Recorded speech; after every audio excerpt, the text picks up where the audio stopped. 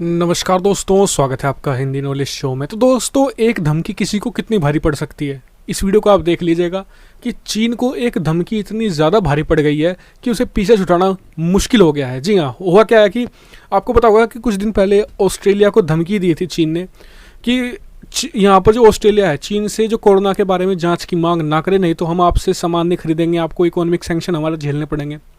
लेकिन उसके बाद इस छोटे से ऑस्ट्रेलिया देश ने, जिसकी छोटी सी आबादी है, उसने ऐसी बुरी हालत कर दी है चीन की कि चीन को पीछा छुटाना मुश्किल हो गया है और दुनिया में इतना बुरी तरीके से बदनाम कर दिया है चीन को कि चीन को आप ये, मुझे ऐसा लगता है कि भारत को अगर किसी से सीखना चाहिए कि चीन को कैसे हैंडल करना है तो वो ऑस्ट्रेलिया ही है। मतलब कि हर रोज़ कुछ ना कुछ रिप्लाई यहाँ पर ऑस्ट्रेलिया दे रहा है चीन को, और ऐसा ही कुछ ऑस्ट्रेलिया ने एक बार फिर से उसके जले पर नमक छिड़क दिया है। तो चलो उस वीडियो को हम शुरू कर लेते हैं। तो दोस्तों, हुआ क्या कि जैसे ही ऑस्ट्रेलिया को धमकी दी गई तो उधर से ऑस्ट्रेलिया ने सबसे पहले क्या किया कि अमेरिका अपने जो मतलब कि जो दक्षिण चीन सागर है वहाँ पर पेट्रोलिंग के लिए अपने जंगी बेड़े को भेज रहा था, जिससे कि चीन पर प्रेशर बनाया जा सके। उसके बाद उसने बॉम्बर भी भेजे। तो यहाँ पर ऑस्ट्रेलिया ने क्या कहा कि उसके पास इतनी मिलिट्री पावर तो है नहीं कि वो चीन को डायरेक्ट टक्कर दे सके। उसने अपने कुछ शिप जो अमेरिकी जंगी बेड़े के साथ भेज दी, जिससे कि एक तरीके से ये भी हो गया ऑस्ट्रेलिया को कि हमारे साथ यूएस भी है। चीन को ये भी दिखा दिया और साथ ही चीन को डरा भी दिया कि हम भी साथ हैं अमेरिका के, अगर आपको चुनौती देने के लिए, अगर आप हमें धमकी देते हैं तो।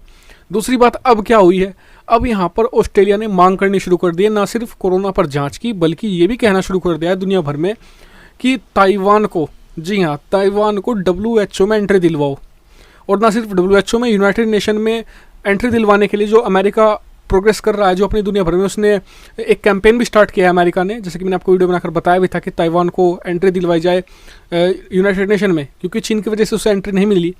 तो ऐसे में उसे तो सपोर्ट की जाए, साथ ही WHO में भी एंट्री नहीं है ताइवान को। तो ऑस्ट्रेलिया का कहना है कि अगर पूरी दुनिया में कोई सबसे बेहतर तरीके से लड़ा है कोरोना वायरस से, तो वो एक देश है ताइवान, और ताइवान को एंट्री दिलाई जानी चाहिए, क्योंकि चीन एक झूठा और मक्कार देश है। जी हाँ, यही शब्द यूज़ किए वहाँ के प्रधानमंत्री स्कॉट मॉरिस ने। और सोने पे सुहागा ये भी है कि वहाँ का जो प्रधानमंत्री है इस समय ऑस्ट्रेलिया के, स्कॉट मॉरिस, वो एंटी चाइना स्टांस रखते हैं, हमेशा से ही एंटी चाइना वो माने जाते हैं।